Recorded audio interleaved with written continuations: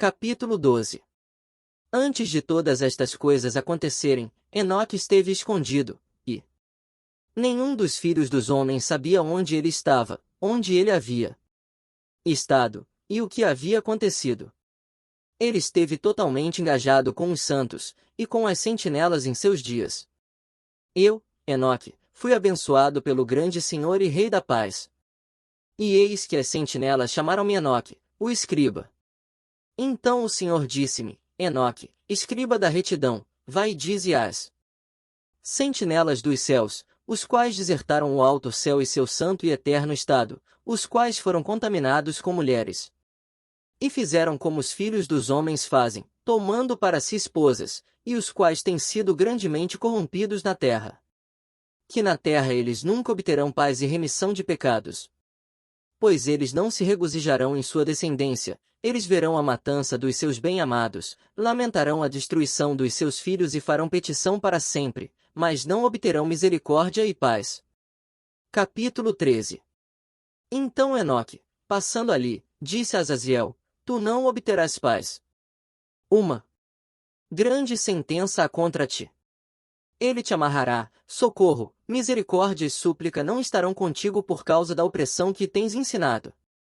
E por causa de todo o ato de blasfêmia, tirania e pecado que tens descoberto aos filhos dos homens. Então partindo dele, falei a eles todos juntos. E eles todos ficaram apavorados, e tremeram. Abençoando-me por escrever por eles um memorial de súplica, para que eles pudessem obter perdão, e que eu fizesse um memorial de suas orações ascendendo diante do Deus do céu, porque eles, por si mesmos, desde então não podiam dirigir-se a ele, nem levantar seus olhos aos céus por causa da infame ofensa com a qual eles foram julgados. Então eu escrevi um memorial de suas orações e súplicas, por seus espíritos, por tudo o que eles haviam feito, e pelo assunto de sua solicitação, para que eles obtivessem remissão e descanso. Procedendo nisso, eu continuei sobre as águas de Dambadan, as quais estão da direita para o oeste de Armon, lendo o memorial de suas orações, até que caí adormecido. E eis que um sonho veio a mim, e visões apareceram acima de mim. Caí e vi uma visão de castigos, para que eu pudesse relatá-la aos filhos dos céus, e reprová-los. Quando eu acordei fui até eles. Todos estavam reunidos chorando em Obel-Seiael, que está situada entre o Líbano e Senezer, com suas faces escondidas. Libanos e Senezer. Líbano e Senir, próximo a Damasco. E relatei em sua presença todas as visões que eu havia visto, e meu sonho, e comecei a pronunciar estas palavras de retidão, reprovando as sentinelas do céu. Capítulo 14. Este é o livro das palavras de retidão, e de reprovação das sentinelas, os quais pertencem ao mundo. 18. De acordo com o que ele, que é santo e grande, ordenou na visão. Eu percebi em meu sonho que eu estava então falando com a língua da carne, e com meu fôlego, que o poderoso colocou na boca dos homens, para que eles pudessem conversar com ele. Os quais pertencem ao mundo. Ou, os quais, são, da eternidade. Eu entendi com o coração. Assim como ele havia criado e dado aos homens o poder de compreender a palavra de entendimento. Assim criou, e deu a mim o poder de reprovar os sentinelas, a geração dos céus. E escrevi sua petição, e na minha visão foi-me mostrado que seu pedido não lhe será atendido enquanto o mundo perdurar. Julgamento passou sobre vós, vosso pedido não vos será atendido. De agora em diante, nunca ascendereis ao céu, ele disse que na terra, ele vos amarrará, tanto tempo quanto o mundo existir. Mas antes destas coisas tu verás a destruição dos vossos bem-amados filhos, não os possuireis, mas eles cairão diante de vós pela espada. Nem pedireis por eles, nem por vós mesmos. Mas chorareis e suplicareis em silêncio. As palavras do livro que eu escrevi. Mas chorareis. Eu escrevi. Ou, assim também, a despeito de vossas lágrimas e orações, não recebereis nada, de tudo o que está contido nos registros que eu tenho escrito. Uma visão então me apareceu. Eis que naquela visão, nuvens e névoa convidaram-me, estrelas agitadas e brilho de relâmpagos impeliram-me e pressionaram-me adiante, enquanto ventos na visão assistiram meu voo, acelerando meu progresso. Eles elevaram-me no alto ao céu. Eu prossegui, até que cheguei próximo de um muro construído com pedras de cristal. Uma chama de fogo vibrante, 20, rodeou, a qual começou a golpear-me com terror. Chama de fogo vibrante. Literalmente, uma língua de fogo. 11 Nesta chama de fogo vibrante eu entrei. 12 E aproximei-me de uma espaçosa habitação, também construída com pedras de cristal. Seus muros também, bem como o pavimento, eram formados com pedras de cristal, e de cristal também era o piso. Seu telhado tinha a aparência de estrelas agitadas e brilhos de relâmpagos, e entre eles haviam querubins de fogo num céu tempestuoso. Uma chama queimava ao redor dos muros, e seu portal queimava com fogo. Quando eu entrei nesta habitação, ela era quente como o fogo e frio como o gelo. Nenhum traço de encanto ou de vida havia lá. O terror sobrepujou-me, e um tremor de medo apoderou-se de mim. Num céu tempestuoso. Literalmente, e seu céu era água. Violentamente agitado e tremendo, eu caí sobre minha face. Na visão, eu olhei e vi que lá havia outra habitação mais espaçosa que a primeira, cada entrada da qual estava aberta diante de mim, elevada no meio da chama vibrante. Tão grandemente superou em todos os pontos, em glória, em magnificência, em magnitude, que é impossível descrever-vos-o esplendor ou a extensão dela. Seus pisos eram de fogo, acima haviam relâmpagos e estrelas agitadas, enquanto o telhado exibia um fogo ardente.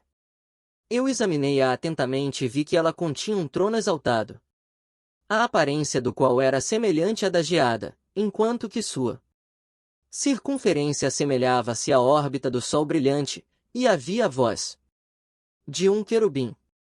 Debaixo desse poderoso trono saíam rios de fogo flamejante. Olhar para ele foi impossível. Alguém grande em glória assentava-se sobre ele, cujo manto era mais brilhante que o sol, e mais branco que a neve. Nenhum anjo era capaz de penetrar para olhar a sua face, o glorioso e efulgente, nem podia algum mortal vê-lo. Um fogo flamejante rodeava-o.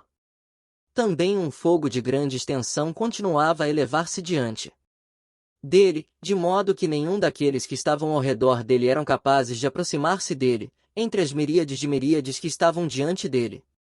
Para ele santa consulta era desnecessária. Contudo, o santificado, que estava próximo dele, não apartou-se dele nem de noite nem de dia, nem eram eles tirados de diante dele. Eu também estava tão adiantado, com um véu sobre minha face, e trêmulo. Então o Senhor com sua própria boca chamou-me, dizendo, aproxima-se aqui acima, Enoque, a minha santa palavra. Miríades de miríades. 10.000 vezes 10.000. E ele ergueu-me, fazendo aproximar-me, mesmo até a entrada. Meus olhos estavam dirigidos para o chão. Capítulo 15. Então dirigindo-se para mim, ele falou e disse, ouve, não se atemorize, justo Enoque, tu escriba da retidão, aproxima-te para cá, e ouve a minha voz. Vai, dize às sentinelas do céu, a quem te enviei para rogar por eles, tu deves rogar pelos homens, e não os homens por ti. Portanto, deves abandonar o sublime e santo céu, o qual permanece para sempre. Deitastes com mulheres, vos corrompestes com as filhas dos homens, tomaste-a para ti esposas, agistes igual aos filhos da terra, e gerastes uma ímpia descendência. Uma ímpia descendência. Literalmente, gigantes. Sois espirituais, santos, e possuidores de uma vida que é eterna, vos contaminastes com mulheres, procriastes em sangue carnal, cobiçastes o sangue de homens, e fizestes como aqueles que são carne e sangue fazem. Estes, contudo, morrem e perecem. Portanto, de agora em diante eu dou-vos esposas, para que possais coabitar com elas, para que filhos nasçam delas, e que isto seja negociado sobre a terra. Mas desde o princípio fostes feitos espirituais, possuindo uma vida que é eterna, e não sujeito à morte para sempre. Portanto, eu não fiz esposas para vós, porque, sendo espirituais, vossa habitação está no céu. Agora, os gigantes que têm nascido de espírito e de carne, serão chamados sobre a terra de maus espíritos, e na terra estará a sua habitação. Maus espíritos procederão de sua carne, porque eles foram criados de cima, dos santos sentinelas foi seu princípio e a sua primeira fundação. Maus espíritos eles serão sobre a terra, e de espíritos da maldade eles serão chamados. A habitação dos espíritos do céu será no céu, mas sobre a terra estará a habitação dos espíritos terrestriais, os quais são nascidos na terra. Note as muitas implicações dos versículos 3 e 8 com respeito à progenie dos maus espíritos.